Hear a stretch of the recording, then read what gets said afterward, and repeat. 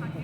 এবং আমার ক্ষেত্রে আমি যেটা বলবো সেটা হচ্ছে আমাদের এই যে বাংলাদেশের একটা কালচার আছে না, যে আমরা পরীক্ষার সময় গিয়ে গিয়ে পরীক্ষা কেন্দ্রে ভিজিট করে কিংবা ভোটের সময় গিয়ে গিয়ে ভোটিং কেন্দ্রে ভিজিট করে, এই জিনিসগুলো থেকে না আসলে আমাদেরকে বিরত থাকা উচিত, কারণ এগুলো নিরপেক্ষ নির্বাচনকে বিঘ্ন করে।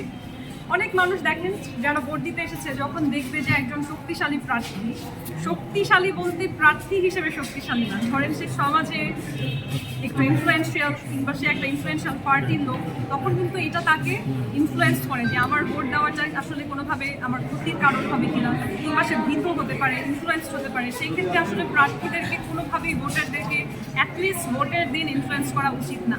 এটা একটা মেসেজিং। এবং দ্বিতীয় ব্যাপার হচ্ছে আমরা যে এজেন্ট রাখি, পোলিং এজেন্ট, তাদের আসলে কিন্তু নির্বাচনের দিন ভোট দেওয়ার ক্ষেত্রে কোনো কাজ নেই। তাদের কাজ হচ্ছে ইসি, ইলেকশন কমিশনের যারা লোক আছে নির্বাচন পরিচালনার জন্য, তারা সঠিকভাবে তাদের কাজ করছে কিনা সেই জায়গাটা খেয়াল রাখা।